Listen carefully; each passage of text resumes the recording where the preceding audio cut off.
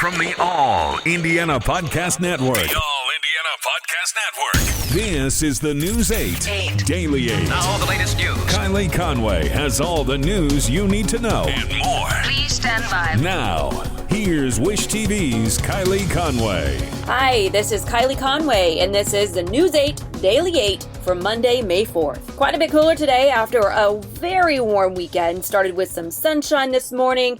Clouds are quickly rolling in, though. We'll stay dry for most of the day, with highs reaching the mid-60s. Rain moves in late tonight, with scattered showers tomorrow, with highs maxing out tomorrow near 50 degrees. Today begins stage 2 of reopening the state of Indiana. Malls, retail, and commercial businesses can open at 50% capacity. Restaurants are takeout and delivery only for at least one more week. A week from today, dining rooms can open at 50% capacity. Personal services are open by appointment only. These rules apply to all except for Cass, Lake, and Marion counties. Lake and Marion counties begin stage 2 May 11th, Cass County May 18th, and there are still no social or mass gatherings of more than 25 people. Essential travel restrictions are lifted, and you're encouraged to wear face masks when out in public. Noblesville is one city that opened retail today, many of which took different approaches on how to do so. It will be common to see plexiglass installed at cash registers, staff wearing gloves and masks. Some business owners say they're first opening by appointment-only shopping. Other businesses have used the time to pivot to more online sales in preparation for stay-at-home orders to be extended. Indigo began collecting fares again this morning. There are large shields installed to protect the drivers, and only one person can sit per row. Indigo says that if you bought a pass before March 29th, it will still honor it if you bring it to the customer service desk. This week, Ebola drug remdesivir will be shipped across the country. Remdesivir is believed to ease COVID-19 symptoms. Researchers say preliminary trials show it could shorten hospital stays for people severely sick with the coronavirus. Gilead is the drug maker of remdesivir. The FDA is working with Gilead to distribute the drug. Gilead CEO said on CBS's Face the Nation that it is the government that will be responsible for determining where patients need medicine the most. Gilead has donated 1.5 million vials of the drug, which it says equals up to 200,000 treatment courses. Remdesivir was given emergency approval for coronavirus treatment on Friday. Roche Diagnostics is behind a new antibody test just authorized by the FDA.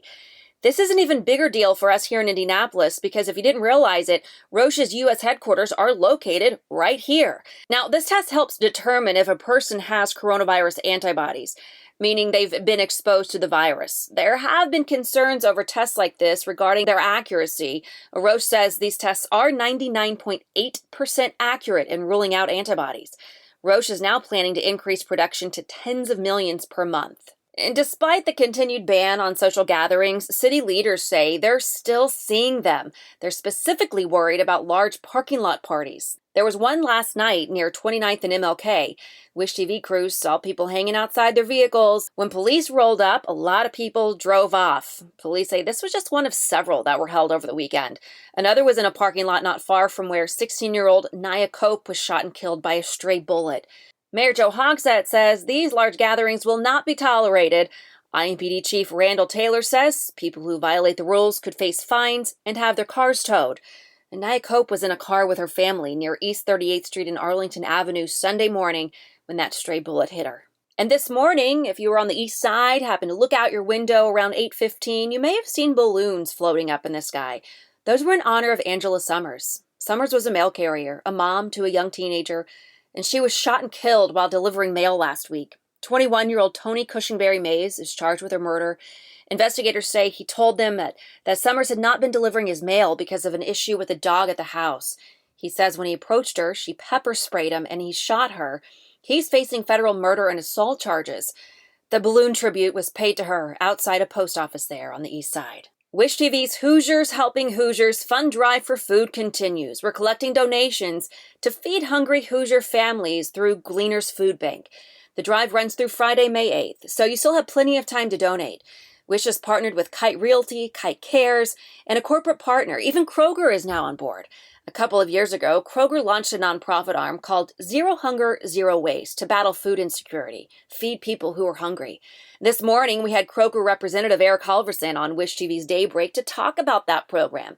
He said there's no way that Kroger could have seen how crucial the program would become just a couple short years later after its inception.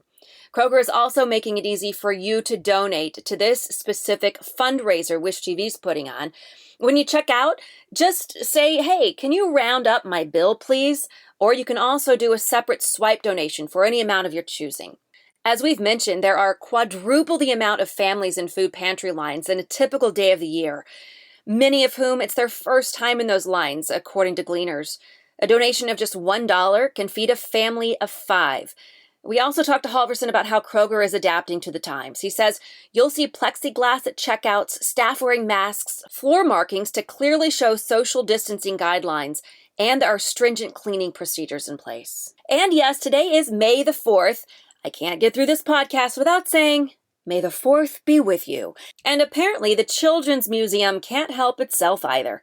The museum is still closed from the pandemic, so as you may know, it's really thrown all of its efforts into providing content online, primarily through its website and Facebook page. There's so much for you to see and do virtually. My son is loving it. Anyway, today there's a chock-full lineup. Today on the website, the museum kicked things off with Yoda Yoga. You can also learn today how to make Yoda ears, create your own creatures, and make a DIY constellation viewer. You'll also have the chance to hear from the museum's Star Wars collection curator. Yes, be jealous. That is someone's actual job. This has been your News 8 Daily 8 for Wish TV. I'm Kylie Conway, online at wishtv.com, and follow us on Facebook when you search Wish TV. Check out more podcasts from the All Indiana Podcast Network now at allindianapodcastnetwork.com. AllIndianaPodcastNetwork.com.